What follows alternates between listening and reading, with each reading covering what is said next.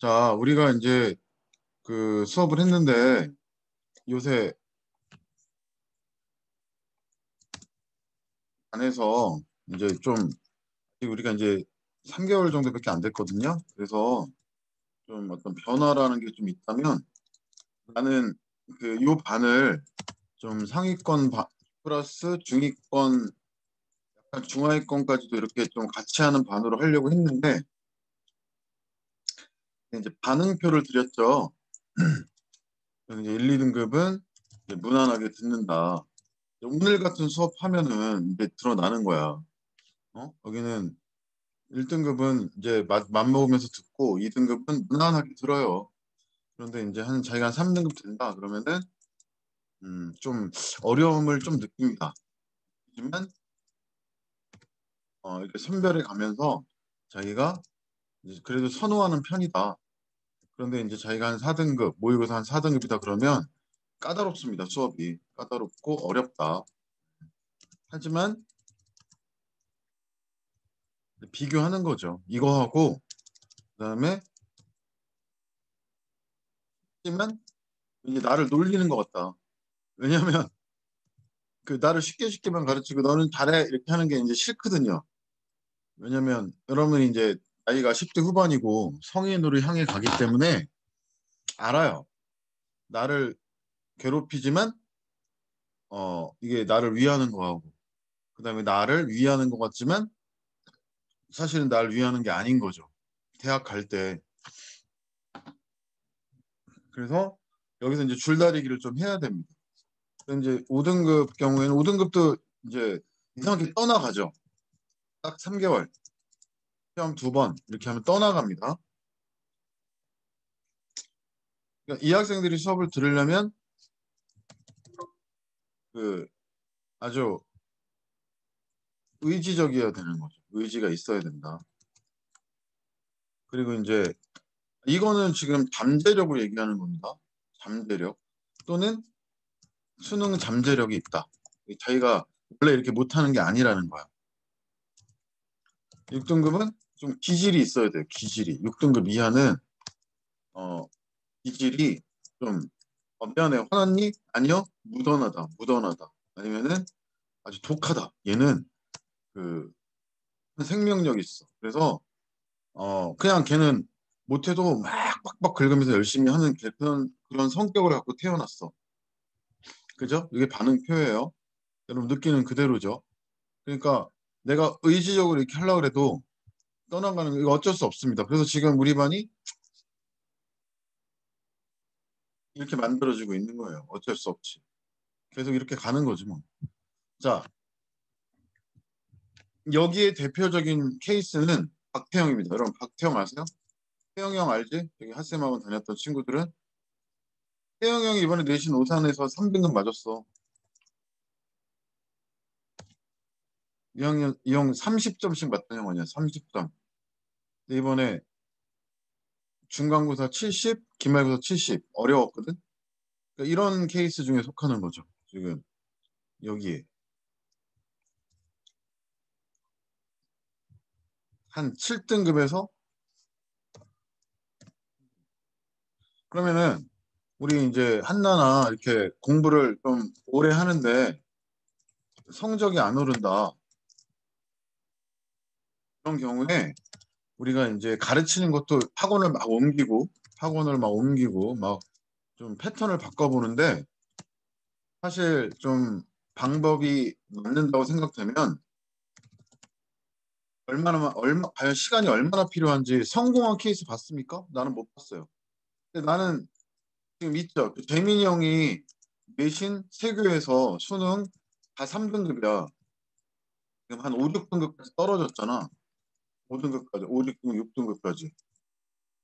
근데 지금 3등급 맞았고, 그 태영이가 그 내신 수능 다, 뭐, 아직 수능은 아직은 아니야. 아직은 아닌데, 그 내신 막 30점대, 30점에서 지금 3등급 진입할 때까지 정말 얘네들은 성실한 애들이거든. 왜냐면 이 상태에서 공부하는 게 어렵단 말이에요. 이제 핫쌤학원의 좋은 점은 이런 애들도 계속 어쨌든 공부를 계속 습관은 잘 들이는 것 같아요. 그죠? 거기 원장님이 뭐 공부를 안 시키는 건 아닌 것 같아. 그러니까 이 친구가 얼마만에 이렇게 갑자기 확 좋아지느냐? 놀랍게. 한 9개월, 10개월. 태영 형이 11개월. 지금 이제 수능도 한 4등급, 5등급 될 거예요. 이제 얼마나 잘해질지 몰라요.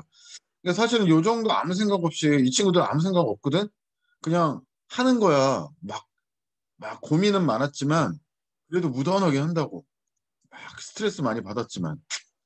과연 본인이 아무 두말 없이 이 정도 노력을 했느냐. 사실은 요 중간에 학원을 바꾸고 뭐 패턴을 바꾸고 근데 이제 이 방법이 나랑 맞는다고 생각되는 게 어렵죠. 생각이 되면은 이 정도 공부하면 성적이 오릅니다, 여러분. 성적이 한나가 4등급이어도 한 2, 3등급 이렇게 맞는 거예요. 다만 여러분 이제 공부할 때 이게 한글이어가지고 이렇게 쭉 공부할 때 내 역할은 계속 공부하거든 이렇게 내 역할이 나는 이렇게 띄워주는 거지 걔를 이렇게 열심히 하는 애를 툭툭 건드리면은 이게 뜹니다. 하여튼 그렇게 아시고 선생님이 뭐 그 한나 같은 공부 스타일이 좀 비슷해요. 이 친구들하고. 한나. 이런 경우에는 선생님이 계속 그 띄워줄 방법을 생각하고 있습니다. 근데 한번 이 오빠들하고 미팅을 해도 되고 내가 와서 한번 얘기를 하라고 잘할 거야 하세마건 애들은 도저히 성적이 오를 수 없는 케이스잖아요. 근데 국어는 오른다고요. 영수는 아니라고. 그러니까 조금 그런 케이스가 있기 때문에 좀 확신을 가지고 좀 길게 원래 이렇게 했을 때 한 등급 지금 4등급의 친구가 이렇게 올라봐. 그럼 3등급. 또 1년 해봐. 2등급. 이렇게 가는 거예요. 근데 이제 너무 열심히 하는데 효과가 없는 경우에는 내가 이제 판단을 내려줍니다. 물어보면. 아, 너는 요 정도 하면은 올라갈 수 있어. 그런 애야. 아니면은 국어 쪽은 아닌 것 같아. 내가 얘기를 해줄 수 있어요. 그건 자신할 수 있습니다. 아시겠죠? 그러니까 우리 반이 지금 뭐 혜선이 좀 쉬고 그래가지고 올 거예요. 그런데 어 하여튼 여러분들이 선생님도 변비를 해서 공부를 했기 때문에 어떤 이 열심히 하는데 능력도 있는데 이 방법이 없는 거에 대해서 굉장히 마음 아파하거든요. 이제 내가 요거는 키워준다는 거죠. 국어적인 국어로는. 그래서 너무 이제 한 6개월, 7개월 열심히 했는데 방법이 안 보이는 친구들은 뭔가를 계속 누적하다 보면 어떤 단계가 있다는 거예요. 확 이해력이 좋아진다. 바이오리듬이. 자, 잔소리 많이 했는데 오늘 고이 모의고사는 좀 어려웠어요. 이게 이따가 항상 선생님들 여러분이 틀린 게 뭔지 평소에 봐야 되기 때문에 점수를 보는 게 아닙니다. 시간 많이 걸려도 돼요. 시간하고요. 이거 뭐 16번부터 풀었는지 이 푼 번호, 그다음에 오답 번호. 그래서 이렇게 카톡으로 좀 쉬는 시간에 보내주시면 그 내가 이제 누적이 돼서 걔에 대해서 아는 거지. 그 친구에 대해서 어떻게 되는지 아는 거예요. 아시겠죠? 오늘도 잔소리가 길었는데 10분 정도 했습니다. 그러니까 꾸준히 공부하시고 선생님 국어에 대해서는 이렇게 띄워주는 그건 할 수 있다. 아시겠죠? 자, 그리고 뭐 아직 몇 개월 안 됐으니까 뭐 상위권 학생들 여러분이 뭐 좋으면은 상위권 학생들 또는 중위권인데 지금 아셨죠? 반응표를 보고 거기에 맞게 그 우리가 같이 가려면 뭐 소개를 할 수도 있겠죠. 선생님도 알아보고 나도 뭐 광고하고 일단은 여기 있는 학생들은 단단하기 때문에 믿고 갑니다.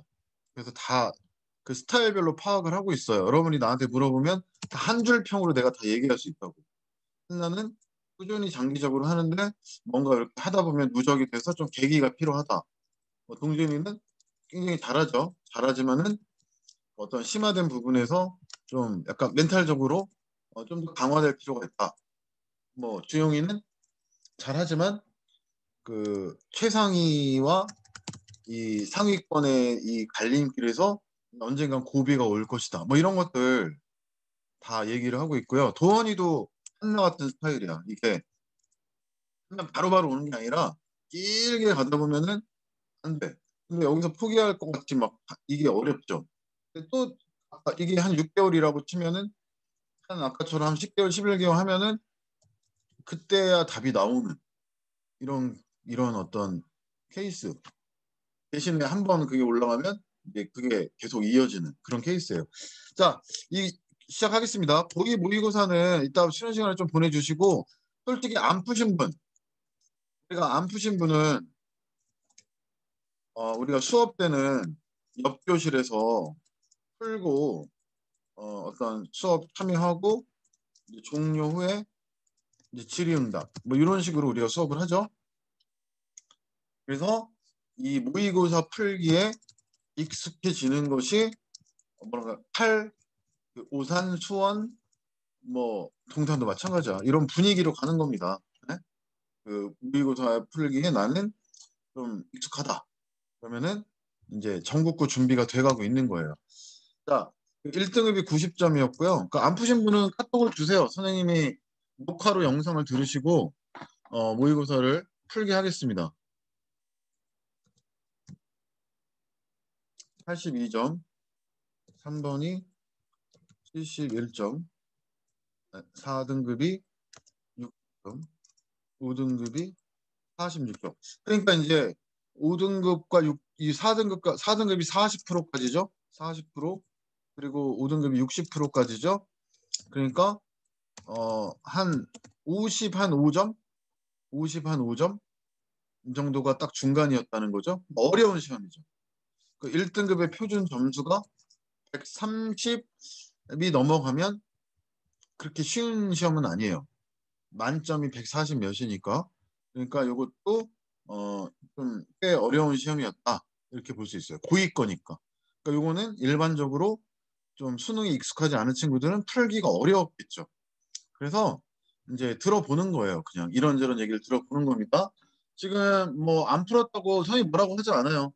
뭐라고 하지 않을게요. 모의고사는 뭐 계속 그러면 안 되지. 뭐 2회 연속 그러면 안 됩니다. 2회 연속은 안 돼. 2회 연속은 페널티야. 근데 한 번 풀고 한 번은 못 풀고 못일, 술일, 못일 이런 것도 내가 이해한다고. 물론 1등급, 2등급이 그러면 안 되겠지만 왜냐면은 그 옆 교실에서 풀고 선생님한테 질문하고 이렇게 해서 우리가 긴 시간 가는 거잖아.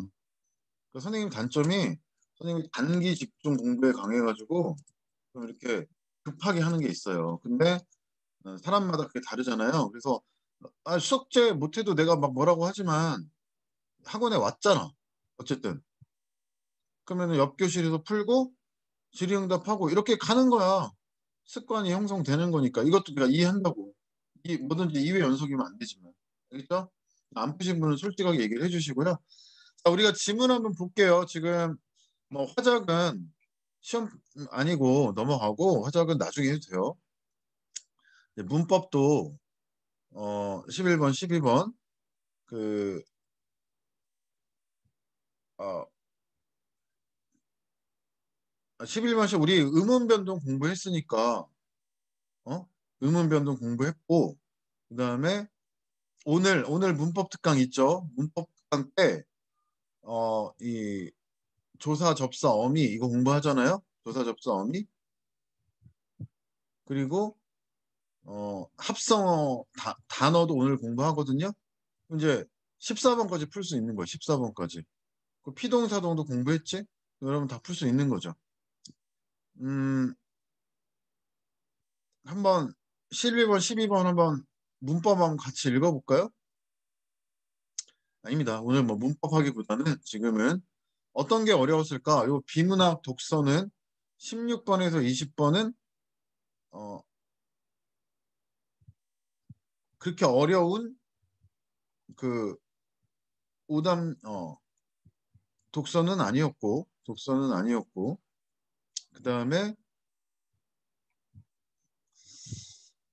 요 소설이죠. 요거 윤태준의 촌뜨기도 주제가 그렇게 어려운 주제는 아니었고 요 고전 시가도 그렇게 어려운 거는 아니었어요. 그죠? 어려운 건 아니었고. 요 고전 항상 어려우니까 요것들이 조금 어려웠다. 요거는 좀 내가 읽어줘야 되겠다. 그죠? 요게 좀 어려웠다. 고전 항상 어려워하니까. 그다음에 요 독서 지문이 역시 그 1등급이 90점 정도라는 거는 독서 지문이 좀 어려워서 1학년들에게는 좀 어려웠을 것이다. 그죠?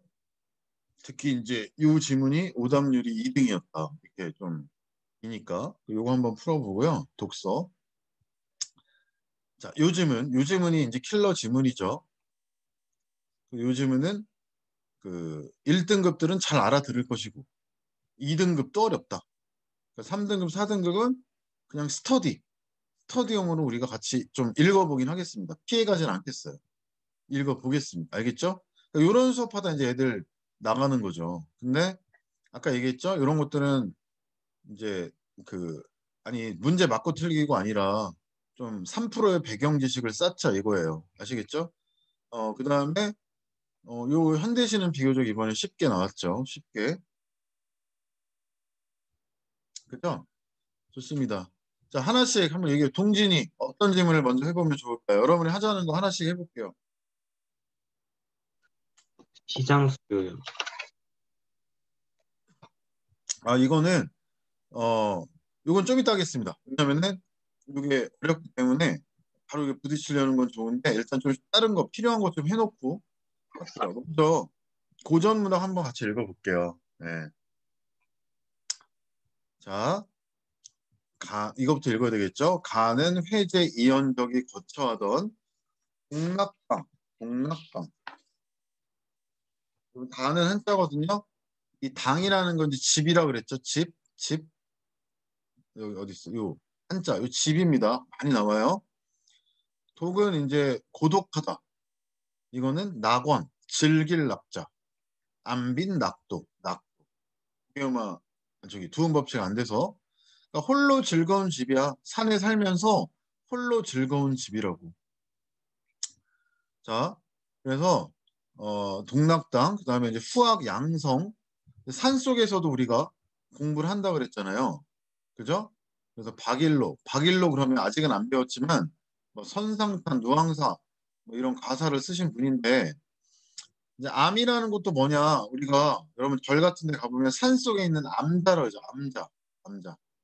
그 바위가 아니고요. 바위란 뜻도 있는데 여기서는 산 속에 있는 어떤 그 조그만 암자, 이 바위 위에 있는 집인가? 바위 위에 이렇게 하여튼 산 속에 좀 있는 집이에요. 그러니까 대충 아시죠? 산 속에 있는 집에서 어 그 이현적이라는 사람이 거처했던 거기 동락당 왜 동락당입니까? 자연 속에서 이렇게 즐겁게 사는 거죠. 그리고 우리가 풍류학자 그랬지. 자연 속에서 학문을 이렇게 즐길 수도 있죠. 학문을 하고 자기 수양을 하고 또 자연과 강호 환정, 자연 친화 이런 거를 이제 누리는 그런 공간이고 어 이제 이 공간이 나에서도 어떤 의미를 지닌다 이런 거죠. 그럼 한번 보면은 푸른 담쟁이 해치고 그 분이 동락당을 딱 지어내니 그 경치가 견줄 데 없다. 예찬 수많은 대나무 근데 대나무 이런 게 나오는 걸 봐서 그 자연 그러니까 이제 이런 거예요. 이게 지금 강호 한정이 있는데 플러스 약간은 있던 지조절개 유교적 어떤 정신도 있는 거죠. 복합돼 있는 거야. 대나무도 있고 이제 책도 공부하고 왼쪽에는 그 공자의 제자라 그러니까 공자 아시죠? 공자 맹자 유교 그 책도 이렇게 읽고 있고요. 그러니까 이제 자연 속에서 이렇게 신선처럼 살지만 또 이제 유교적으로도 공부하고 있는 거죠. 뭐 그거를 그 이렇게 같이 하는 겁니다. 양반들이. 그래서 한가롭다. 역시 강호 한정. 여유로운 가운데 딱 돌을 깨우쳤다. 혼자 즐긴다. 이게 이제 강호 한정 아닙니까? 그래서 그 이제 도교적인 어떤 정신으로 살지만 유교적인 것도 있는 거야. 뭐 둘이 적은 양반이 이렇게 왔다 갔다 하는 거죠. 그래서 동락 혼자 즐긴다. 그 이름 뜻에 맞는 줄 누가 알겠느냐? 이건 뭐야? 자기만 안다 이거지. 사람들 잘 모른다. 사마원공 동락원이 이것도 혼자 즐기는 이 원이면 이제 어떤 정원. 아무리 좋다 한들 이 동락에 비교할 거냐? 그러니까 뭐 중국에 이런 데가 있는 거죠, 항상. 그래서 우리가 그 이제 관동별곡을 언젠가 배워야 되는데 관동별곡을 보면은 금강산을 중국의 여산에 비유하죠. 여산. 그 여산이 아무리 아름다워도 금강산이 더 아름답다. 뭐 비슷하다. 또는 더 아름답다. 이렇게 얘기하거든요. 그러니까 사마온공 동락원이 아무리 좋다 한들 이 동락에 벌레가 있어. 비교할 거냐? 그죠? 그 진경이 이제 알아두셔야 됩니다. 우리가 그 어떤 안평대군에 진경산수화라고 있거든요.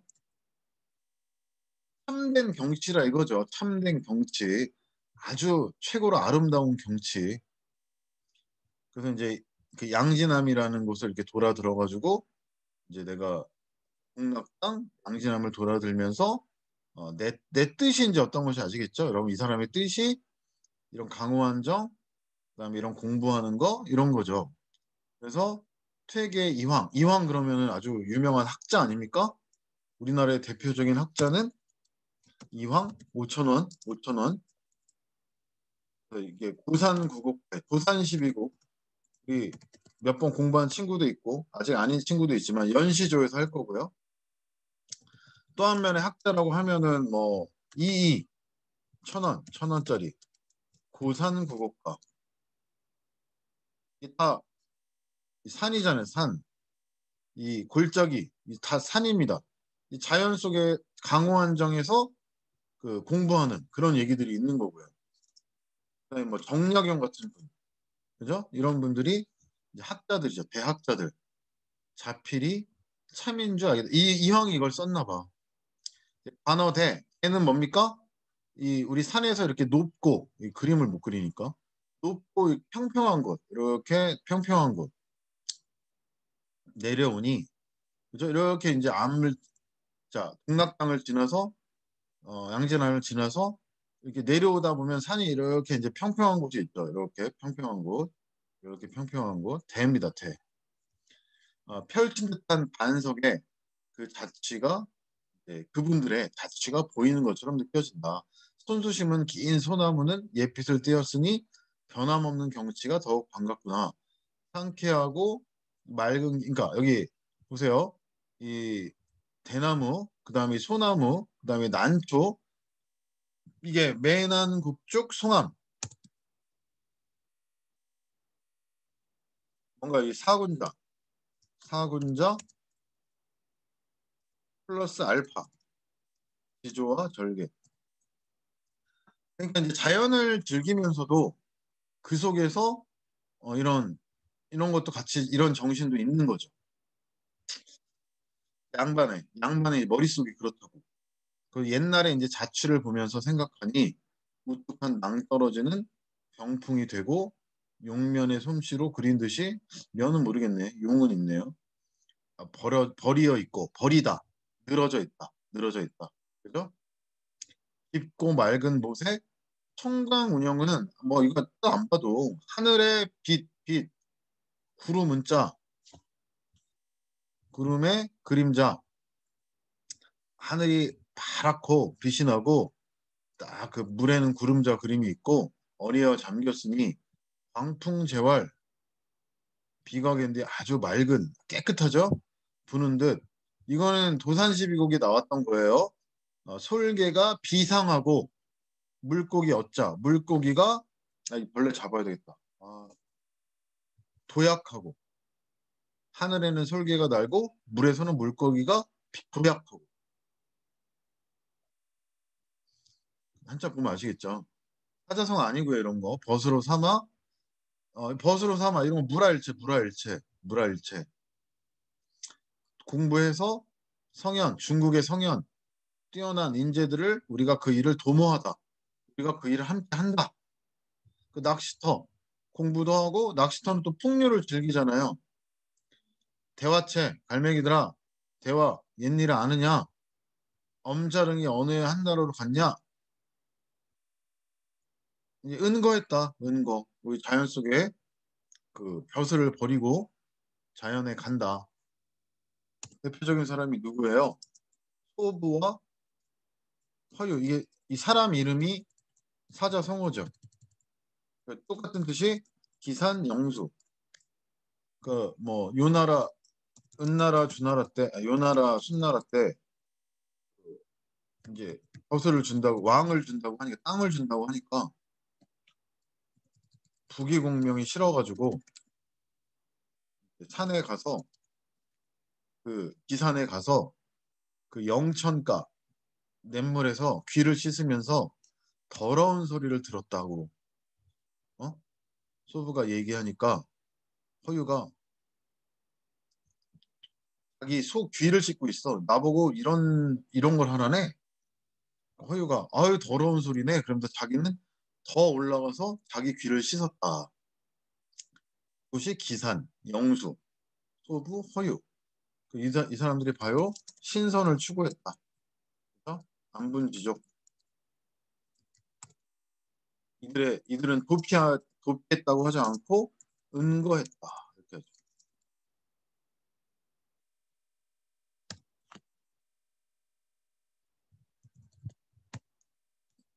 뭐 이게 다른 거 아니야. 좋은 뜻으로 우리가 학원 수업 안 듣고 그냥 도망가는 거 도피하는 거고 이제 지금 이렇게 공부하려고 방에 조용히 앉아 있는 건 은거하는 거야. 은거하는 거야.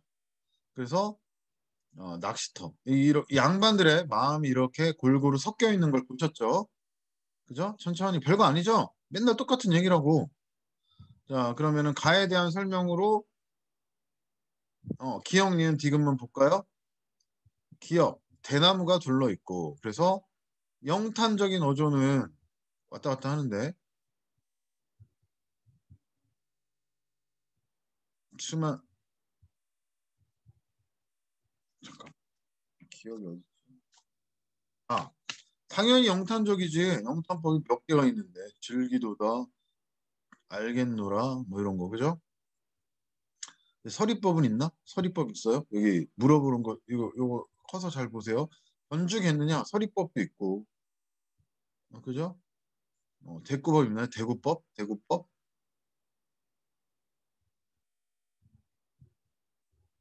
대구법은 쉽게 못 찾겠네.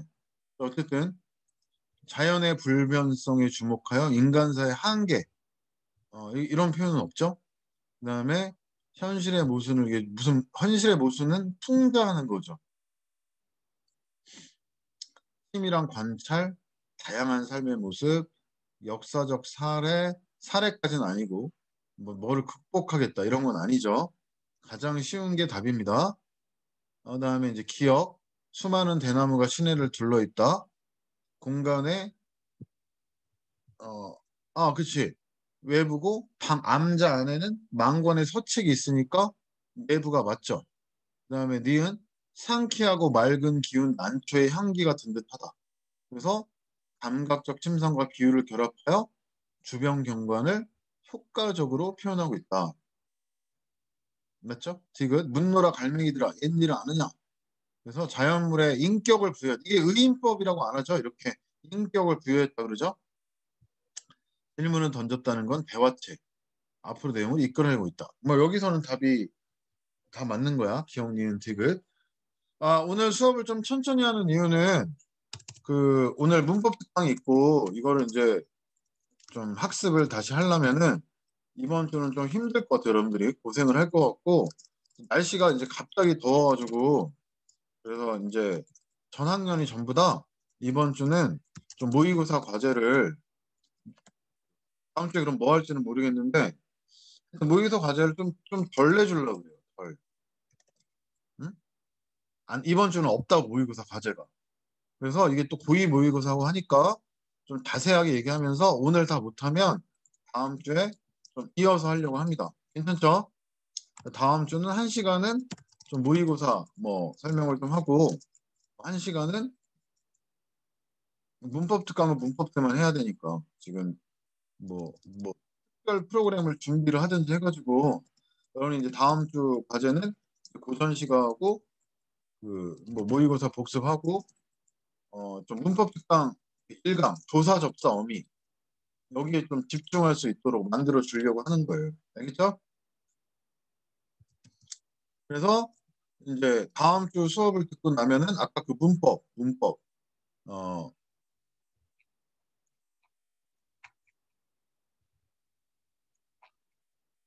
좀 조금 여유 있게 정확하게 가는 거지. 뭐 여기 음음 변동 한번 풀어보고 그죠? 네. 그다음에 조사 접사 어미 접사와 어미의 구분 이게 이제 이번 시험의 초점이거든.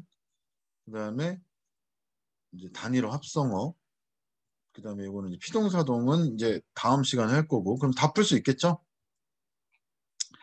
좀 왔다 갔다. 자 그러면은 요것도 한번 천천히 읽어봅시다. 29번에서 32번. 이제 조지훈의 방우 산정이라 이게 어려웠죠. 네. 산장이죠. 산장. 자, 첫 단락 봅시다. 방우 산장은 내가 거처하고 있는 나의 집에다가 스스로 붙인 이름이다. 좀 똑같죠? 공간이죠, 공간. 아까는 동락당, 양진함.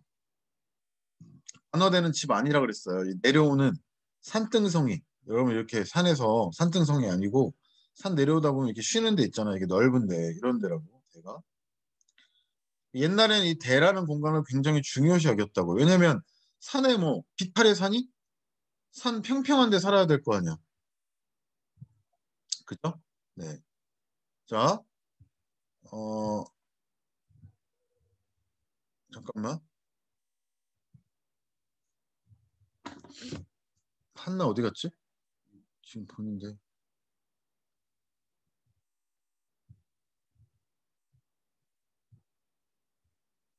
아, 잠깐만.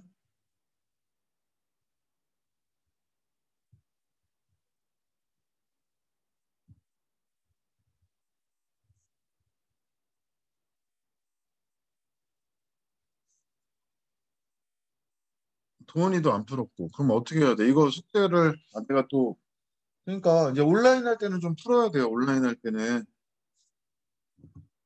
아, 지금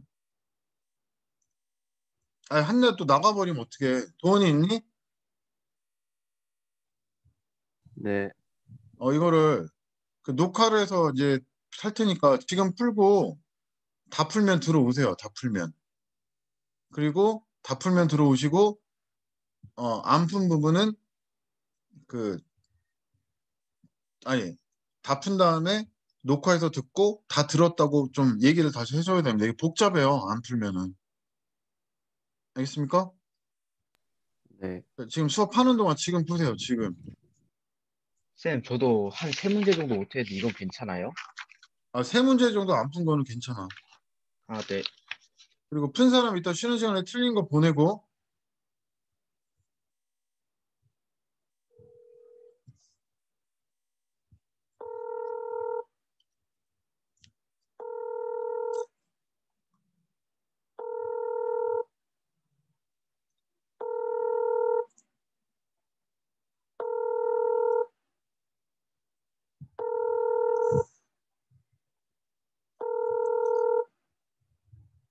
지금 나가지 말고 켜놓고 음소거하고 푸세요. 도훈이는. 알겠죠?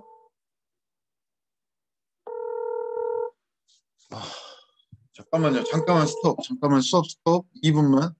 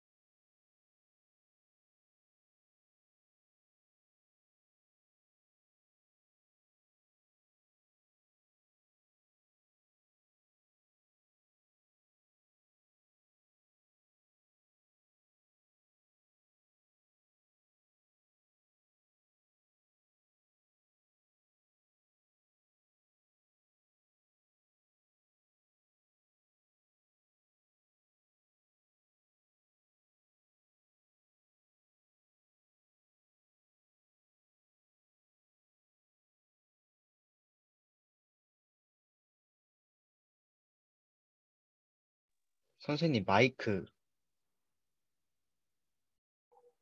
아, 아, 아. 이게 지금 일종의 고전수필이잖아요.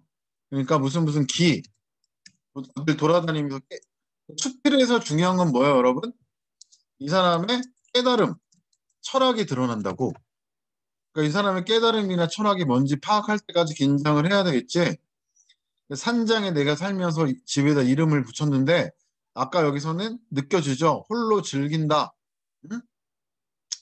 근데 여기서는 늘 큰 집이든 작은 집이든 그 한 자리에 있는 것이고 떼매고 돌아다닐 수 없는 것인데 집 이름도 특칭의 고유명사가 아닐 수 없는 거죠.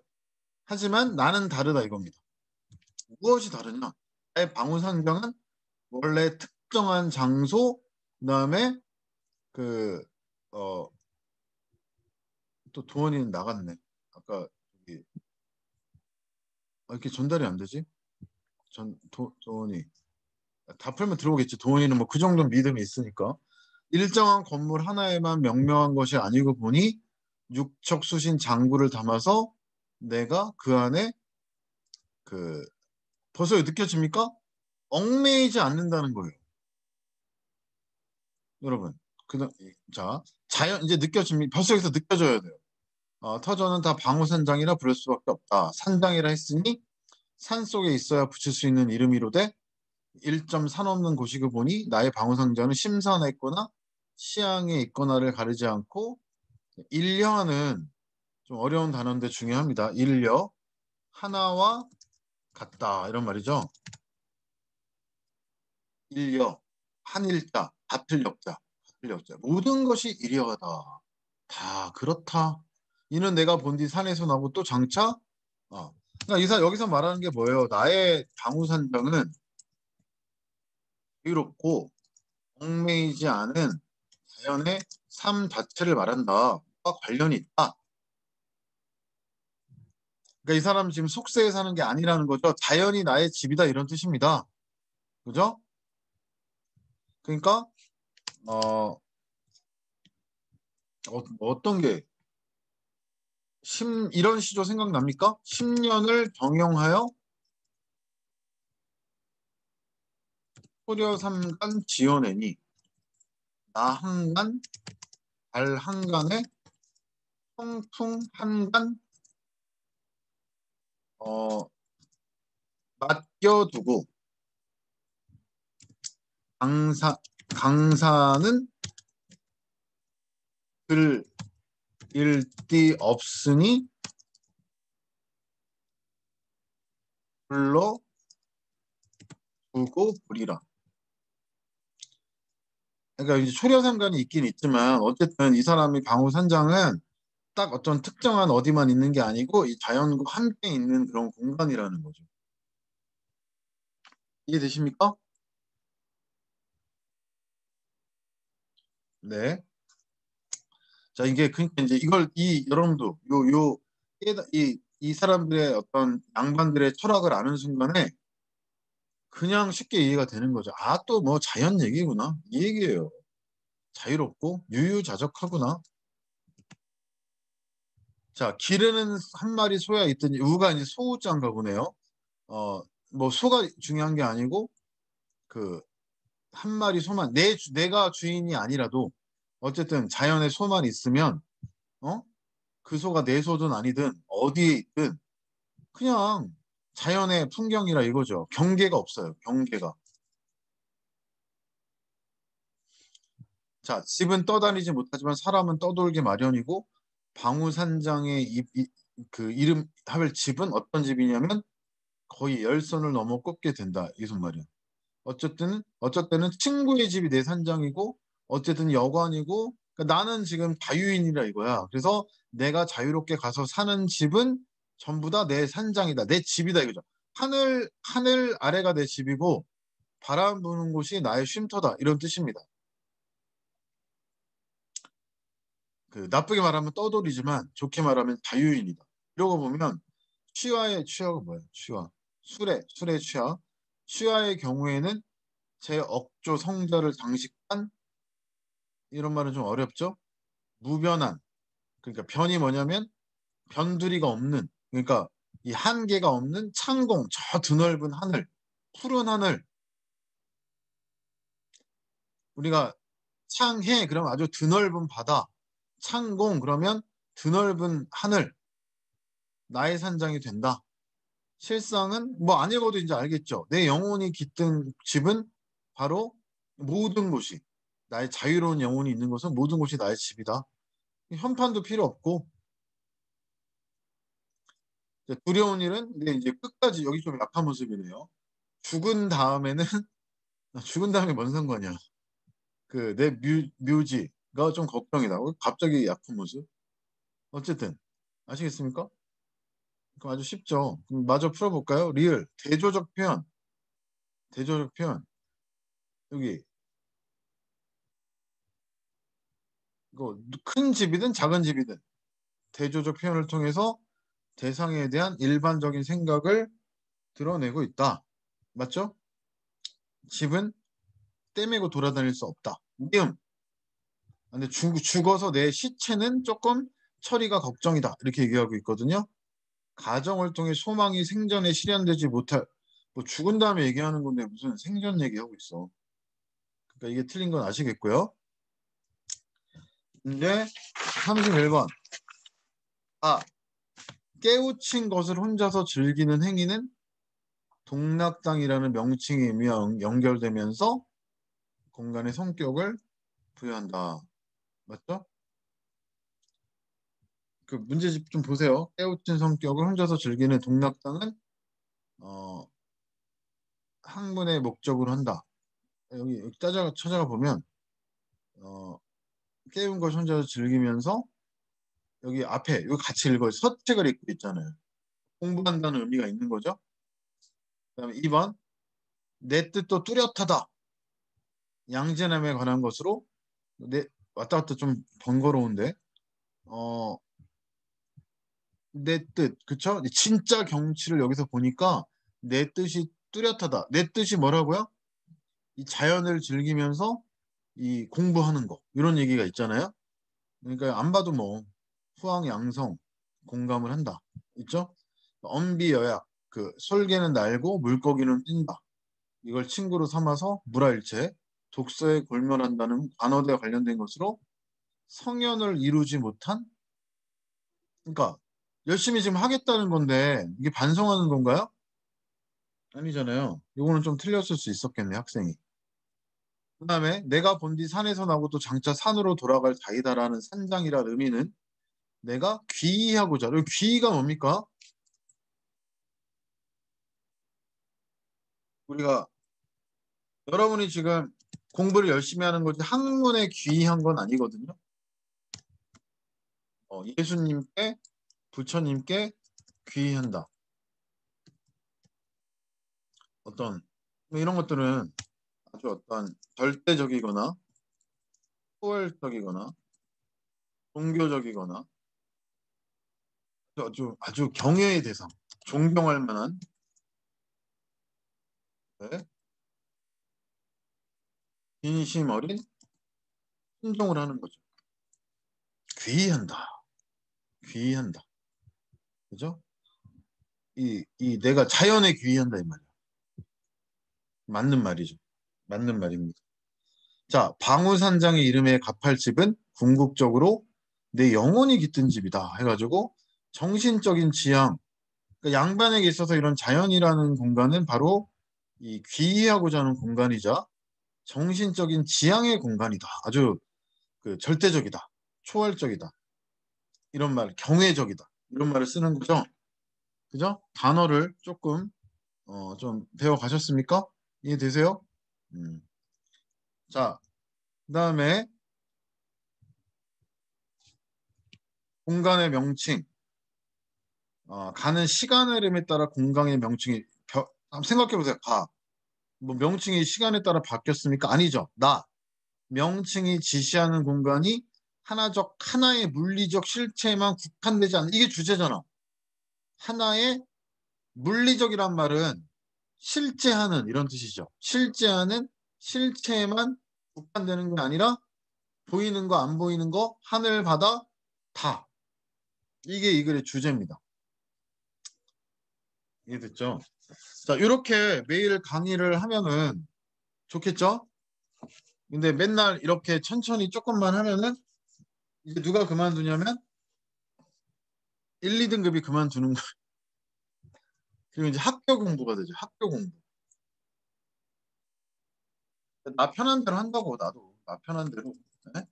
그럼 상위권 쭉 이끌면서 어?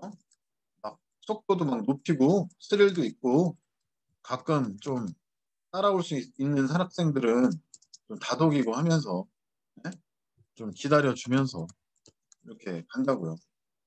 자, 좀 천천히 가고 있습니다. 좋아요. 그다음에 뭐 주영이는 뭐가 어려웠나? 뭐가? 저 그 수요 곡선이 좀 어려웠어요. 어, 그거를 지금 잠깐만. 그 2교시 때 할게요. 지금 11시 반이니까 하나만 더 하고 2교시 때 할게요. 알겠죠? 왜냐면은 이걸 강의를 듣는 친구들이 좀 더 편리해 하는 게 있을 것 같아가지고 어,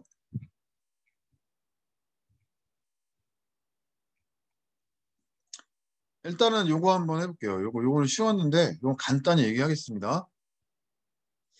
음, 이제 첫 번째 단락에서 그 이제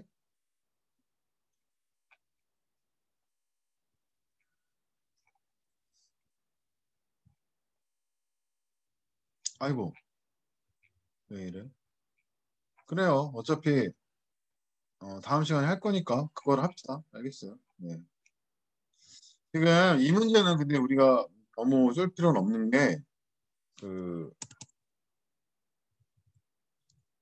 선생님 비문학 때는 다 외워서 하거든요. 이거를 강의를 한번 한 다음에 외워서 다시 한번 정리를 해드리겠습니다. 이걸 하다가 이제 끊길 거예요. 끊기면 2교시 때 하겠습니다. 그러면 고2 모의고사는 거의 뭐 고3 모의고사의 난이도에 한 80%에서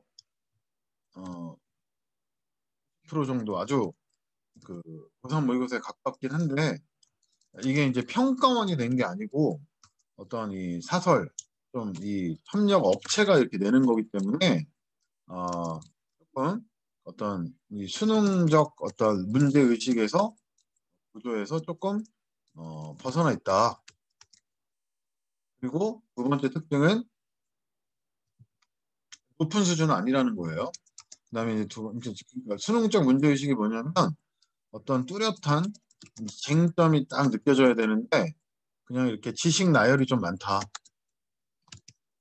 특히 이제 대표적인 게 뭐냐면 이 경제 지문 이런 게 굉장히 지식적이다. 예를 들면 이게 뭔지 아세요? 여러분 수능에서는 이런 거 안 내요. 수능에서는 이자율에 따른 어떤 물가 그리고 경기가 뭐 어떤 호황이냐 불황이냐 실제 우리하고 관련 있는 것들을 내거든요. 그런데 이 모의고사에서는 수요 공급 이런 것들은 경제 원론입니다. 그러니까 대학교 나오는 경제 원론 책을 이게 내요. 내가 경제 부전공을 했잖아요. 그러니까 굉장히 지식적이에요. 그러니까 우리는 고2 모의고사를 풀 때 너무 점수에 연연하지 말고 그냥 내가 3%의 배경 지식을 를 얻어간다. 이런 생각으로 좀 푸시면 되겠습니다. 이게 되셨죠? 여기다 그림을 어떻게 그리는 거지? 좀 그릴 수 있으면 좋은데. 자, 그래서 그 잠깐 여기다 못 하겠고 잠깐만요.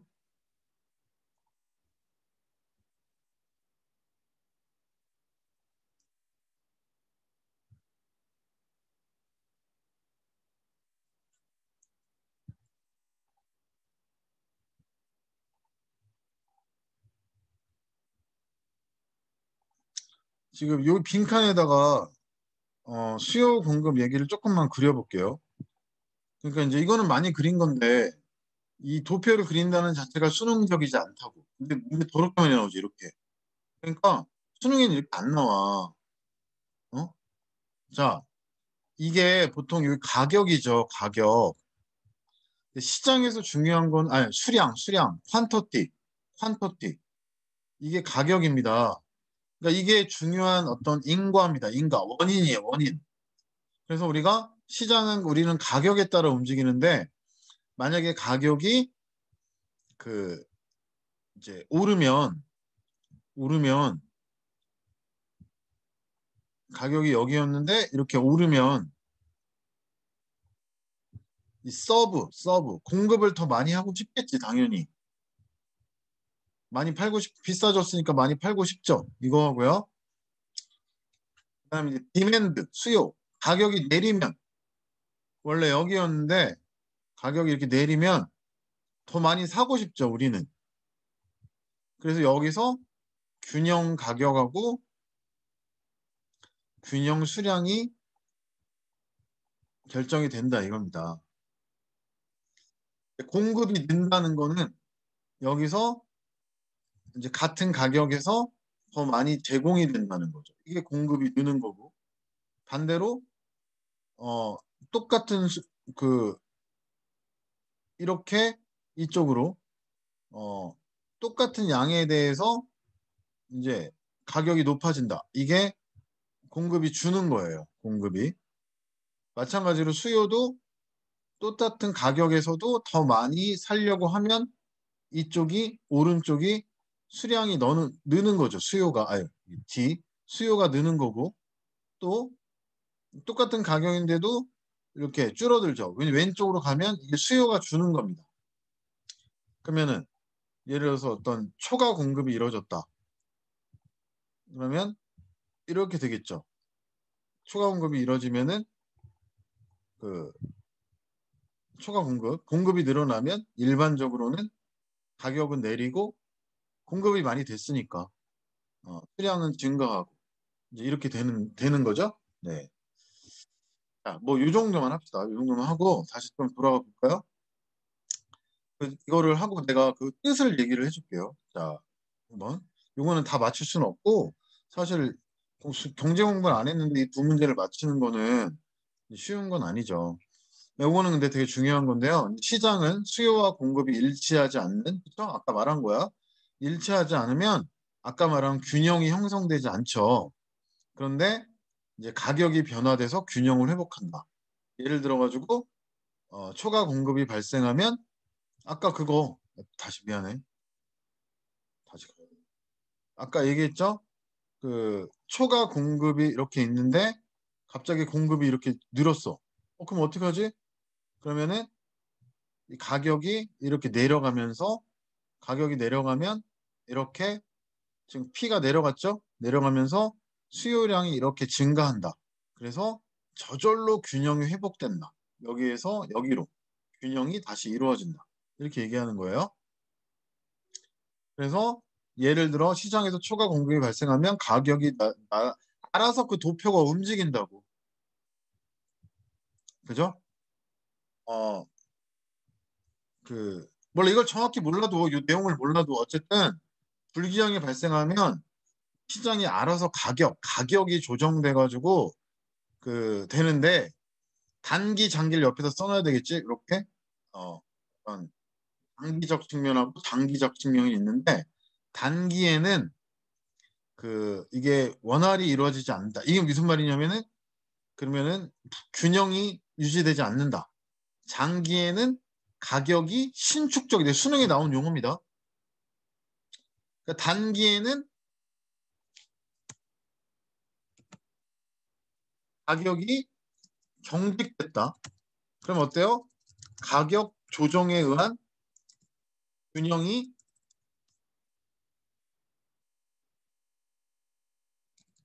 이루어지지 않는다.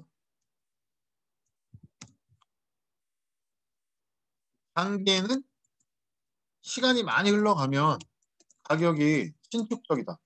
그러면 가격이 조정되면 그러니까 가격이 중요하다는 건 공통점이죠. 의한 균형이 일어난다. 지금 이렇게 보는 거죠. 우리가 뭐 요거를 초과가 일어나면 어쩌고 저쩌고 여기까지 우리가 지금 경제학을 이렇게 공부할 수는 없잖아요. 이건 좀 어려운 얘기죠. 어쨌든 필요한 부분만 읽으면 그런데 문제는 이 단기의 지속 시간 균형이 어떻게 이루어지는지에 따라서 좀 달라지는 거예요. 그럼 여러분 이 고전학파하고 이 케인즈학파는 굉장히 중요한 겁니다. 우리가 경제 배경 지식으로 얘기하면 고전학파는 이건 아셔야 돼요. 이거는 여러분 공통 경제 시간에 배울 텐데 아담 스미스가 보이지 않는 손에 의해서 늘 경제적으로 다 움직인다. 걱정하지 마라. 이게 이제 누구냐면 이게 조금 그 약간 국민의힘? 예를 들어 아파트 가격 이런 거 규제하지 말고 시장에 맡겨놔라. 이런 주의입니다. 시장주의자.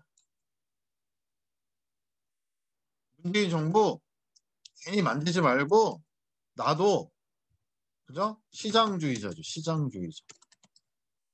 근데 이런 사람들이 가장 먼저 나왔어요. 먼저 나와서 이론을 만들었습니다. 그런 사람 우리는 고전학파라고 그래요. 클래식. 우리가 음악에서도 맨 처음에 나와서 이론을 만든 사람들, 바흐나 이런 사람들을 고전학파라 그러죠. 어떤 학문이든 뭔가 이렇게 예술에서 처음 어떤 그 그럴듯한 이론을 만든 사람을 고전학파라 그래. 클래식. 경제에 대해서는 이게 제일 먼저 나온 이론이에요. 그냥 둬라. 잘 돌아갔거든. 처음에 그 영국이나 이런 나라가 이제 막 그 막 세계로 팽창할 때 가만히 둬도 알아서 잘 그 굴러간다고. 그래서 이른바 보이지 않는 손에 의해서 시장의 자기 조정 능력을 신뢰한다. 그래서 그 단기는 야 이런 단기 경직성은 없어 이렇게 얘기하는 거죠. 그래서 불균형 없어. 호황, 불황 없어. 알아서 다 그러니까 단기 경직성을 인정하니 안 하니 조용아 얘네는 안 해요. 안 한다 안 한다. 하지만 케인 작품은 이제 언제 나왔냐면은 여러분 1930년대 미국 대공황 때 잘 보세요. 상황을 이게 어려운데 간단하게 설명드릴게요. 그래서 이제 사람들이 믿은 거야. 그 아이고 이제 미국도 막 발전하고 발전하잖아요. 그래서 있는데 공급이 우선이야. 막 계속 만들어도 어? 알아서 수요가 따라와. 더 늘리면 수요가 계속 따라와. 그러니까 똑같은 가격에서 계속 많은 수요와 공급이 이루어져. 그러니까 막 경기가 계속 호황이지. 맞습니까? 근데 이제 어느 순간에 시장이 보이지 않는 손을 믿고 이렇게 공급을 계속 했는데, 그죠? 그럼 수요가 이렇게 따라와야지 가격이 유지될 거 아니에요? 근데 수요가 못 따라와. 그 꿈이 깨진 거지. 사람들이 전쟁이다 뭐다 막 인플레이션을 해가지고 못 따라와. 그럼 어떻게 해요? 물건 값은 폭락하고, 그죠? 폭락하잖아요. 폭락했는데도 안 사. 더 떨어져. 안 사. 공장은 막 만들었는데 어떻게 월급 못 줘. 실업이야. 그럼 더 못 사. 이거 안 찍어낼 수도 없어. 망했어. 폭삭. 물건 값은 막 거지고 물건이 그러면서 나중에는 이제 물건을 오히려 못 찍어내는 거죠. 뭐 이러면서 나도 뭐 정확하게는 설명 못 하겠는데 어쨌든 그 대공황을 우리가 할 필요는 없고요. 그래서 이제 무조건 만들면 산다. 공급이 중요하다. 공급이 중요하다. 이렇게 얘기했는데 이 케인즈는 그거야. 대공황이 발생하면서 그동안 공급하면 가격이 어떻게 돼서 알아서 그 수요가 따라왔는데 어느 순간 수요가 못 따라와. 그래서 이제부터는 수요, 총수요, 총수요가 더 중요한 거구나. 야, 살 사람을 보고 만들으라 이거야. 살 사람을 보고. 예? 아니면 또 대공황 온다고. 이거 플러스 좀 개입을 해라. 국가가 좀 개입을 해야 된다. 그래서 이제 우리 루즈벨트 대통령이 뭐라 그럴까요? 뭐라 그러지? 그 쉬운 말을 까먹었네. 뉴딜 정책을 하잖아요. 뉴딜. 요새도 그러죠. 민주당에서 민주당인가요? 민주당이라고 합시다. 그 뭐 뉴딜 정책 해가지고 댐 같은 걸 막 건설하고 공공 간접 산업 자본을 하면은 공사를 하면 사람들이 일자리가 생기잖아. 그러면은 돈을 벌면 다시 소비를 하는 거죠. 그죠? 실업에서 일자리를 창출하면 국가가 개입해서 그러면은 그 이제 경제가 좀 활성화가 되면서 다시 죽었던 경기가 이렇게 살아난다. 이런 논리거든요. 그러니까 이게 이제 각광을 받았죠. 아파트 가격이 오르면 좀 끼어들어서 네? 공급을 늘려가지고 뭐 깎고 뭐 이런 거를 하는 건데요. 이 사람들은 그렇게 저절로 움직이지 않고 아까 쟁점이 뭐였지? 단기에 가격이 경직되기 때문에 오랜 경기 침체와 대규모 실업이 발생했던 대공황의 원인은 바로 시장이 니네 마음대로 움직이죠. 저 어려운 말 아니야. 아담 스미스는 시장이 마음대로 움직여. 가격이 알아서 해줘. 다 자율적이야. 근데 얘네는 그렇게 마음대로 안 움직여. 단기에 가격이 네 생각대로 안 움직여. 경직됐어. 그래서 무슨 보이지 않는 손이야. 여기 보면은 그 보이는 손이야. 그리고 공급만 하면 돼? 수요가 중요해. 수요 못 따라하면 어떡할 건데? 이렇게 하는 거죠. 해가지고 이때 주식이 망가지고 막 난리가 난 거죠. 그래가지고 그 음, 어, 이렇게 지금 경기 변동 현상이 일어난다라고 해서 국가가 개입해야 된다. 얘네는 아담 스미스 고전학파는 자유경제. 얘네는 그 국가가 이제 개입해야 된다. 근데 이게 많이 개입하면 뭐 사회주의 어쩌니 막 하죠. 그러니까 이제 미국이라 그래가지고 국가가 개입을 안 하고 자유민주주의 국가라고 해서 국가가 하나도 개입 안 하고 이건 아닙니다. 그러니까 사회주의하고 공산주의하고 이 케인즈주의의 어떤 선을 잘 이렇게 구분을 해야 돼요. 그죠? 그래서 케인즈학파는 아니 균형이 있는데 불균형도 있어. 불균형 있을 때는 왜냐면 원인은 똑같죠. 가격이 니네 마음대로 알아서 움직이지 않아. 그죠? 그래서 정부가 재정 정책, 재정이 아까 그런 거죠. 정부가 일자리를 만들거나 뭐 이런 걸 해가지고 경기가 불황일 때는 부양 정책을 써야 되고 경기가 호황일 때는 그 좀 억제 정책을 써야 된다. 이게 수능에서는 이걸 많이 낸다고. 그 다음에 통화 정책. 이거는 좀 나중에 다시 공부해야 됩니다. 통화. 예를 들어가지고 이건 나중에 할게요. 뭐 돈이 너무 물가가 너무 올랐으면 뭐 이자율을 어떻게 하고 그죠? 여기까지 하면 지금 요거는 오늘 처음 경제를 했기 때문에 다음에 이게 제일 중요하거든요. 다음에 얘기를 해줄게요. 물가가 너무 올랐다. 그러면 그게 한국은행 아니야. 한국은행. 한국은행이 야 금리를 올려. 금리 올려. 예를 하나만 설명할게. 간단하게. 물가가 너무 올랐어. 상승. 그러면은 어떻게? 야 이자율 올려. 옛날 뭐 이자율을 0.25%에서 뭐 제로금리에서 0.5% 지금 이자 올린다고 그러잖아 지금 금리 올린다고 막 난리잖아. 올리면 어떻게? 왜냐면 시장이 너무 과열됐고 주식 가격 너무 오르고 집값 너무 오르고 비트코인 막 오르고 왜 그래? 지금 이렇게 되면 어떻게 돼? 통화량 시중의 돈이 줄어듭니다. 왜요? 이자율이 높으면 사람들이 은행에다 이자를 갖다 주고 또 하나는 이자율이 높으면 돈을 안 빌려요.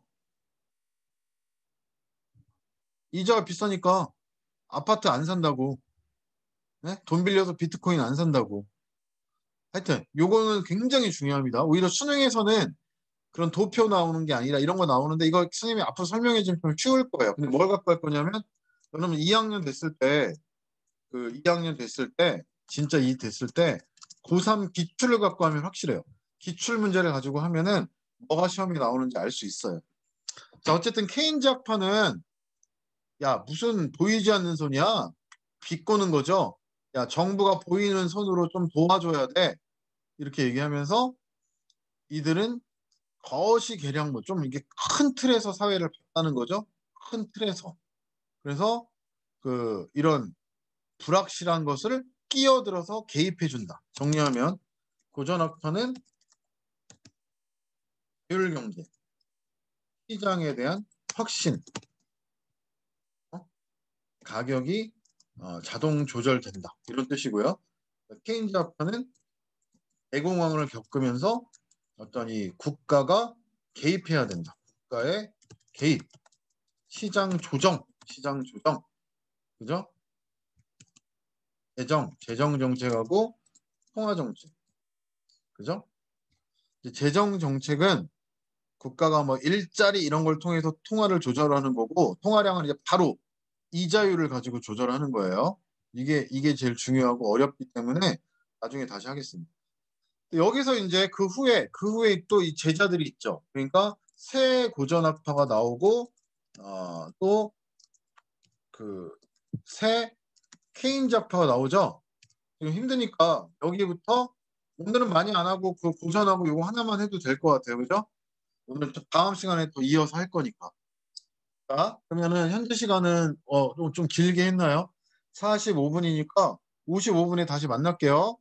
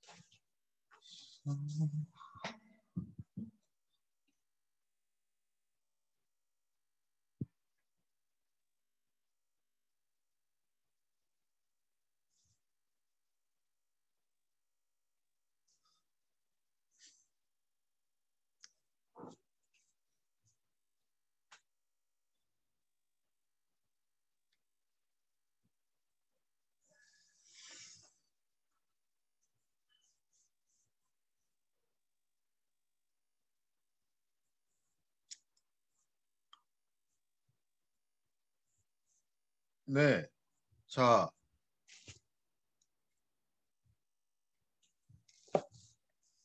이제 들어오셨으면은 화면을 좀 온을 해주시면은 좋겠습니다. 들어왔다는 표시로요.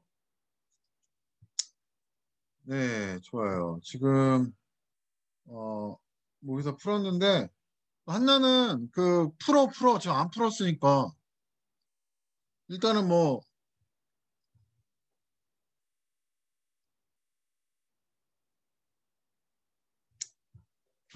자, 안 푼 사람은 일단은 수업 듣는 게 중요한 게 아니고 먼저 푸는 게 중요한 거잖아요. 나중에 들으시면 되고 하니까 일단 먼저 푸세요. 알겠죠? 자, 그 다 풀었으면 카톡을 줘야죠. 자, 시작합니다. 시작해도 되겠어요? 아직 다 안 들어왔네.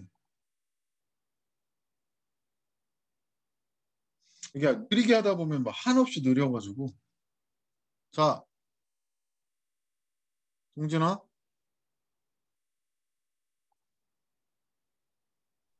네, 자, 그래가지고 그 느리게 하다 보면 한없이 느려가지고 지금 이거 공부 많이 하셔야 돼요. 하나는 뭐 많이 풀고 있나요? 몇 번 풀었나요? 그 동진아 이거 오답 번호 주셔야 돼요. 오답 번호. 네? 네, 지금 보낼게요. 오케이. 알겠습니다. 일단 들으시고 이따가 보내시면 되고요. 자, 지금 뭐 잘 듣고 있나요? 그래서 이거는 아주 중요한 앞으로 지식이 되는 거죠. 그럼 여기서 새 고전학파가 나왔는데 나왔으면 어떻게 하겠어요? 케인즈를 비판하겠죠? 케인즈에 대해서 뭐라고 비판합니까? 여기서 너네가 지금 얘네가 새 고전학파가 얘네도 약간 자유 경제겠죠? 얘네가 그 이제 케인즈를 비판할 때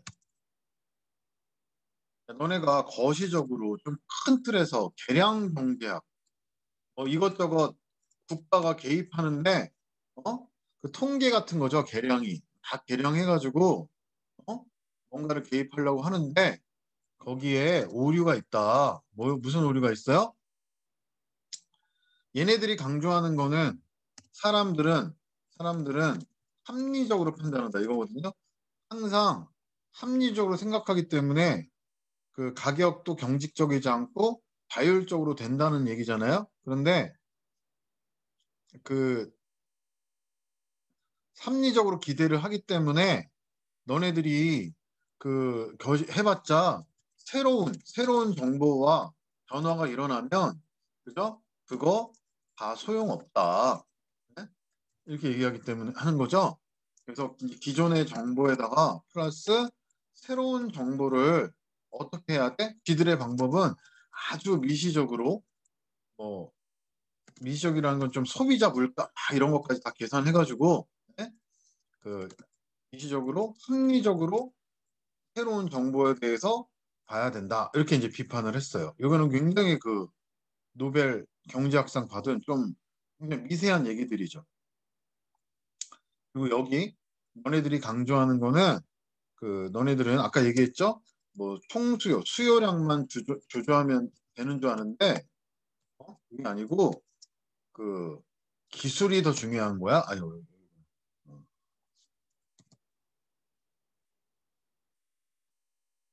기술이 더 중요한 거야. 아까 왜 케인즈가 총수인지 이해되시죠? 에어컨이 왜 이래? 왜 총수입니까? 공급만 하다 망했잖아. 수요를 봐야 되는데 그게 중요한 게 아니라 이 새로운 어떤 시대에는 기술이 더 중요해. 이렇게 얘기한 거죠. 그러니까 이제 케인즈 학파가 뭐라고 합니까? 이 A 부분이죠. A 부분 하면서 A 부분에서 뭐라 그래요? 이건 여기 좀 어려웠죠. 이거 어려웠습니다. 케인즈 학파가 뭐 어떤 얘기 하겠어요? 그래, 너네 의견 일부 수용할게. 일부 수용할게. 일부 수용이 뭐죠? 어,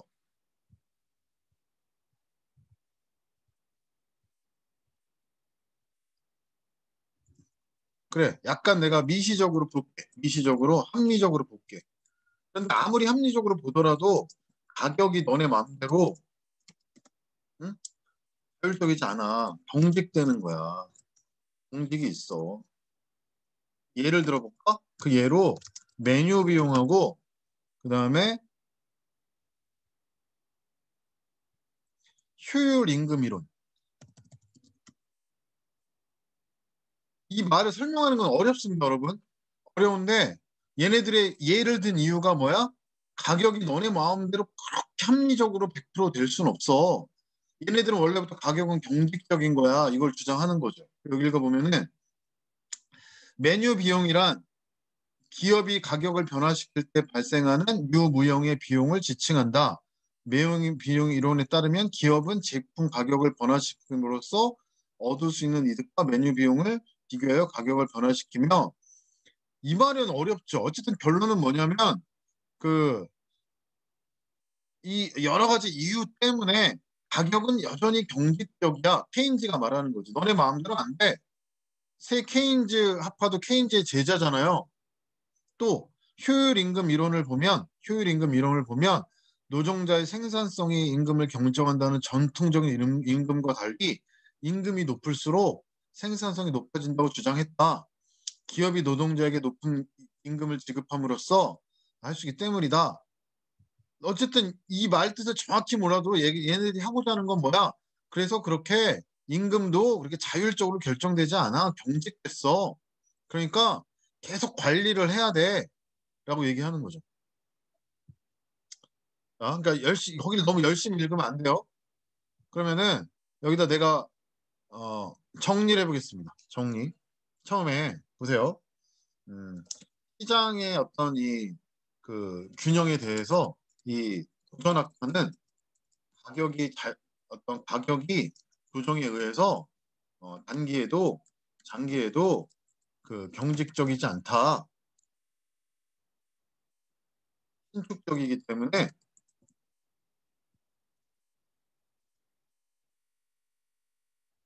보이지 않는 손에 의해서 시장을 신뢰할 수 있다. 이렇게 얘기하는 거죠. 그러니까 케인즈가 뭐라 그랬어? 아까 대공황을 못 봤냐? 단기의 가격은 경직적이다. 그래서 불균형이 온다. 되게 오래 걸리네, 이 강의. 불균형이 온다. 그래서 국가가 개입해야 된다. 그죠? 음. 그래서 그 공급만 하지 말고 총수요를 해야 된다. 이렇게 얘기를 했죠. 여기까지는 아주 중요한 얘기죠. 여기까지는. 근데 새 고전학파가 좀 더 미시적인 얘기했죠. 너네는 너무 그 어떤 거시 계량 경제만 해가지고 사람들의 합리적 선택, 즉 새로운 정보가 나오면 이 변화가 일어난다는 것을 간과한다. 그래서 미시적으로 좀 그 이 합리적으로 봐야 된다. 그리고 여기서 뭐예요? 케인즈 학파는 그래, 일부 수용할게. 미시적으로 할게. 여기서 하나 더 얘기했죠. 그 총수요가 중요한 게 아니고 기술이 중요하다. 걔네들의 단어 100% 우리가 지문을 이해할 수는 없잖아요. 이해 안 되는 거는 좀 몇 개 이렇게 우리가 매칭을 시켜야지. 자, 일부 수용 미시적이다. 하지만 가격은 경직적이야. 사람들은 그렇게 합리적으로만 가격을 결정할 수는 없어. 그 얘가 바로 메뉴 비용하고 아까 임금이야. 노동 일자리 임금. 근데 여기서 어쩌고 저쩌고 얘기에 막 빠지면 걔는 글을 잘 못 읽는 거야. 일단 이건 나중에 읽어야지. 어쨌든 얘네들의 주장은 케인즈의 주장이다. 그렇게 마음대로 조정되지 않는다. 이겁니다. 문제 한번 풀어볼게요. 38번. 고전학파와 새 고전학파는 경기 변동의 존재에 대해서 서로 다릅니다. 얘는 불황이 없다 그랬고 얘는 불황이 있다. 그러니까 1번이 답이에요. 어려웠습니다. 쉽지 않았어요. 2번. 새 고전학파는 미시적 분석을 통해 해소할 수 있다. 시장에 나타난 가격, 그러니까 가격 정직성이 나타난다고 보지 않아요. 그죠? 얘네 자체는.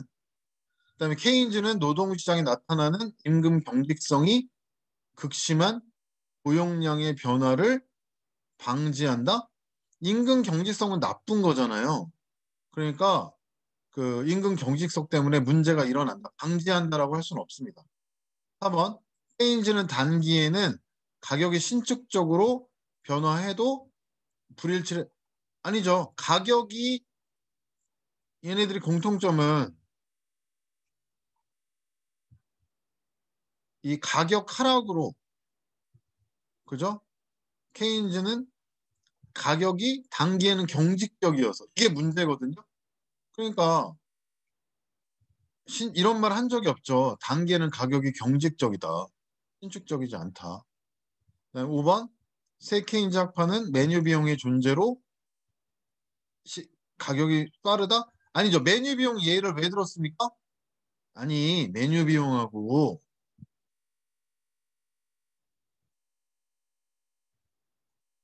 이 효율 임금 이론은 누구의 주장이야? 새 케인즈 학파잖아요.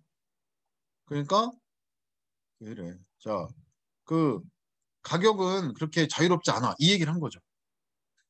이거 좀 이 질문 압도적으로 어려웠어요. 이게 더 쉬웠기 때문에 이거부터 하겠습니다.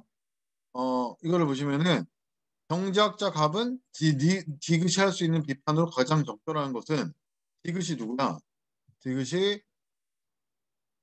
새 고전학파. 그죠? 그러니까 경제학 갑이 뭐라고 그랬냐면 경제학자 갑은 소득과 통화량이 늘어날수록 소비가 증가할 것이라고 가정하고 소비 예측 모형을 이렇게 만들었거든요.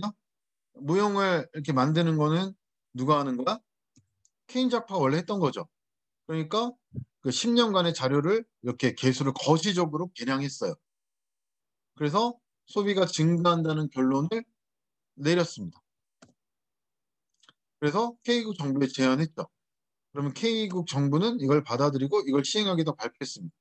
그러면은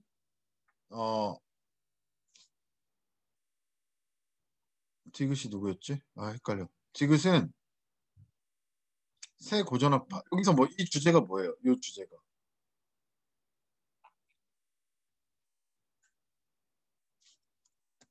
너희는 새로운 정보가 나타나면 어떤 사람들의 합리적 선택에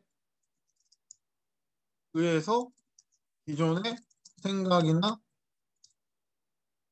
기존의 선택이 달라질 수 있다는 것을 외면하는구나. 이런 말이 나와야 되겠죠. 가장 적절한 거니까. 가장 적절한 거니까 가장 주제적인 말을 해야 돼. 그거에 해당되는 게 몇 번입니까? 2번이죠.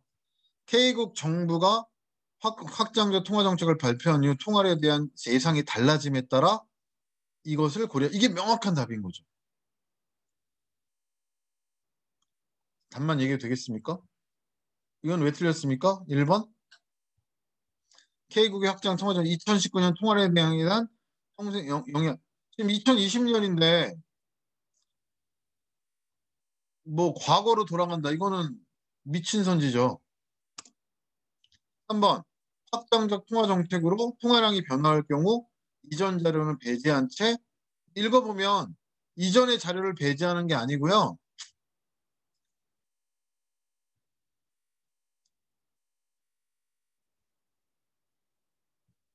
어디 갔어? 과거 자료만으로. 그러니까 과거 자료 플러스 알파죠. 과거 자료를 아예 외면하는 건 아니라고. 그러니까 지워지고.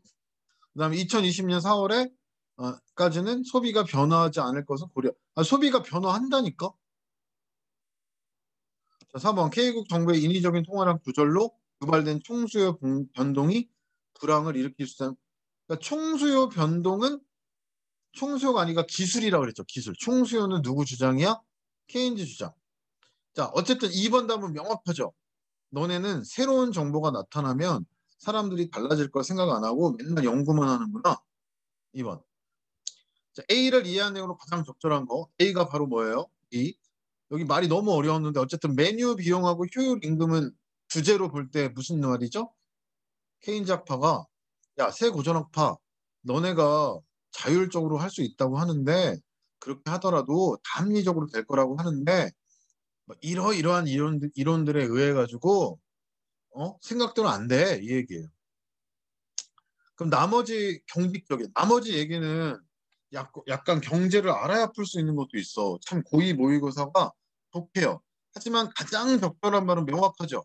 기업이 이윤을 추구하려고 그 가격과 임금을 결정을 하더라도 그것 때문에 가격 경직성이 나타날 수 있다. 가격 경직성은 그죠? 이 메뉴 비용과 자꾸 왔다 갔다 메뉴 비용과 그죠? 이 효율 임금 이론은 결국은 가격 경직성이 발생할 수 있는 이유가 여러 가지가 있어. 니네 말대로 아주 그렇게 가격이 막 100% 이렇게 자유롭게 움직일 수 없어. 이 얘기죠? 답은 명확합니다. 자, 42번은 답만 보면 그 4번인데 4번 볼까요? D. 이거 어디 있나요?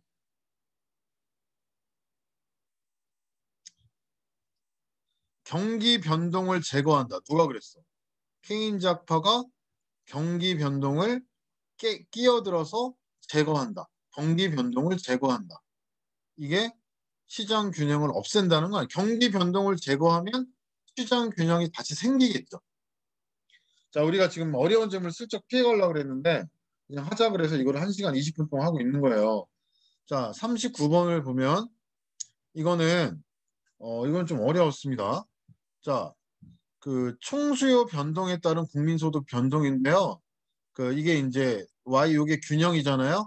균형 국민 소득이고 이게 균형 물가랍니다. 여기다 물가 소득 이렇게 쓴 것도 좀 범상치는 않은데요. 어려운 거예요. 이거 잘 익숙하지 않은 거거든요. 어쨌든 AD 곡선은 총수요인데 총수요가 증가하면 당연히 이쪽으로 가겠지.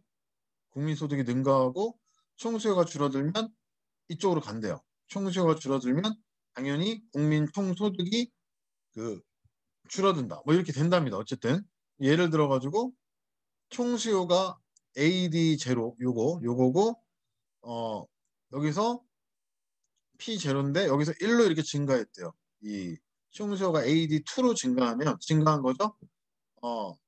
그 증가에 따라 가격이 이렇게 올라가죠. 올라가면은 어때요? 국민 소득은 동일하죠. 그런데 여기에 고정돼 있으면 그렇죠. 여기서 가격이 이렇게 조정되면 요 국민소득은 그대로고 가격이 그대로면 요 어차피 지금 요 A2니까 이게 그림으로 해야 되네. 이렇게 커서를 잘 보세요. A2로 해서 가격이 오르면 총수용 그대로고 가격이 경직되어 있으면 이렇게 돼야 된다고. 가격이 이렇게 오르고 내리는 게 어떤 거였어요, 여러분? 신축적인 거죠. 그 가격이 그대로면 총수요가 왔다 갔다 한다고. 그래서 가격이 P0에 고정되어 있으면 국민소득은 Y2로 증가한다. 거꾸로 이 총수요가 1로 줄어들면 아담 스미스처럼 고전학부처럼 가격이 신축적이면 그 총수요가 이렇게 내려가겠죠. 요거랑 만나야 되니까. 그래서 국민 소득은 그대로다 이 말입니다. 이게 중요하잖아요. 국민 경제가 안 흔들린다. 그런데 그 호황 불황이 없죠. 일로 가면 호황이 일로 가면 불황이죠. 소득이 줄어들고 늘어나니까. 하지만 그런 경기 변동이 없다. 가격이 올라가지고 내려가주면 국민소득은 그대로다. 그런데 가격이 이렇게 여기 고정돼 있죠. 경직되어 있으면 탁 국민소득이 줄거나 국민소득이 는다. 왔다 갔다 불안하다 이거죠. 자 그렇게 봤을 때 좀 다른 거는 좀 쉬웠고 2번, 4번이 좀 어려웠는데 그 시장은 항상 균형 상태에 있으므로 이건 맞죠? 기억이 누구야? 고전학파가 얘기했겠지? AD 곡선이 이동하더라도 물가가 P0이고 이거 왜 틀렸습니까? 아까 고전학파가 경제가 어 가격이 변화하잖아요. 가격이 변화해서 시장을 회복한다. 이 말, 이거 어려웠죠. 그러니까 이렇게 경기가 이렇게 변동하면 통수요가 변동하면 얘가 움직이는 게 아니라 가격이 움직인다고. 그래서 국민 소득을 보호해 준다고. 가격이 경직동이면 국민 총소득이 흔들리잖아. 이해됐죠? 여기서는 물가가 P0이면 안 되죠. 고전학 입장에서는 물가는 오르내려야죠. 그래서 조절이 돼야 돼요. 4번이 답인 이유가 가격 경직성이 심할수록 이게 절대 안 움직일수록 총수요가 변동에 따라 경기 변동, 국민 총소득이 엄청 왔다 갔다 해요. 그래서 물가가 완전히 경직적이라면 AD 곡선에서 물가가 여기에 고정돼 가지고 그죠? 여기에 고정돼서 국민 총소득의 변동성은 여기서 왔다 갔다 한다. 이게 어렵죠.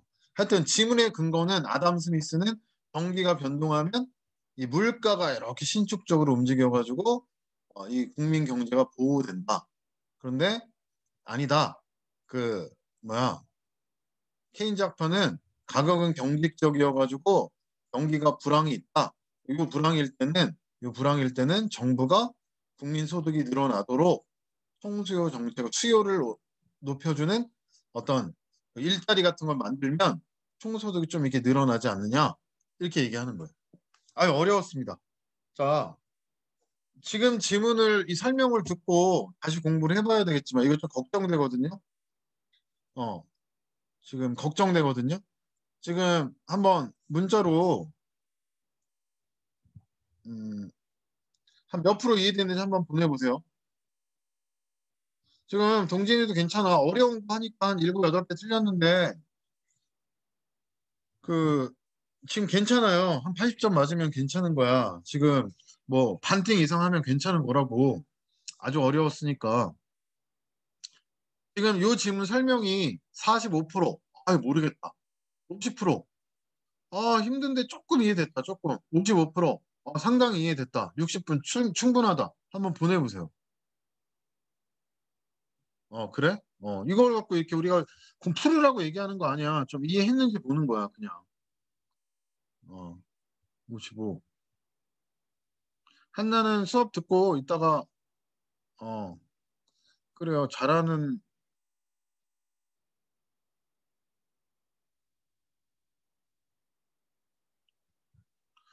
뭐, 우리, 뭐, 성적에 대해서 이게 묻어나는 학생들이기 때문에 막 비교한다고 생각 안 하죠. 언젠가는 다 3등급 안에 역전이 일어납니다. 그래서 뭐, 잘하는 친구들은 뭐, 한 55 정도 이해됐다고 얘기하는데, 훌륭합니다. 네. 한 50만 이해돼도 괜찮아요. 네. 음,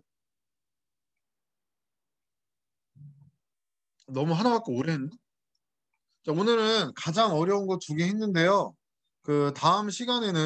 다음 시간에는 여기 보세요. 오늘은 이따 문법 특강도 있기 때문에 좀 박앤세이를 하겠습니다. 어려운 거 2개만 했어요. 어려운 거 2개만 했고, 다음 시간에는 화작은 안 해도 되고, 요 문법은 좀 풀어오세요. 그래서 다음 시간에는 문법하고, 그 다음에 이 비문학 나머지 하고, 나머지 중에서 어려운 거 하겠습니다. 정리하겠습니다. 오늘은 문법 특강이 있기 때문에 지금 녹화로 듣는 친구들이 있어서 다음 주에는 이번 주는 문법 특강이 있기 때문에 조금 모의고사 과제는 없어요. 과제는 없고 그 다음 주에는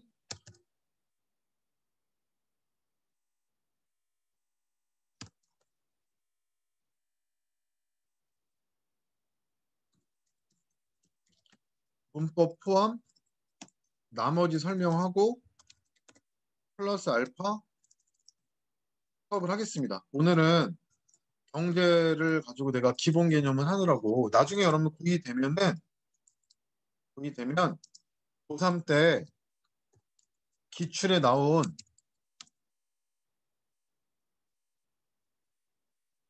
경제 지문을 가지고 이야기를 해드릴 거예요. 아까 얘기했죠? 뭐 물가와 이자율, 뭐 저기 통화량 이런 얘기를 포함해가지고 다 얘기해 드리겠습니다. 알겠죠? 뭐 수출, 수입, 환율 여기까지. 자, 오늘은 뭐 한 것도 없지만 조금 일부러 천천히 강의를 했어요. 예. 그래서 별로 많이 한 건 없는 것 같은데 뭐 이런 날도 있는 거죠. 뭐. 예. 알겠죠? 오늘은 이제 고생하셨고 잠깐 상담은 그 예호 한나는 좀 남아가지고 동원이 잠깐 얘기를 하도록 하겠습니다. 알겠죠? 녹화를 올릴 테니까 녹화는 올리겠습니다. 네.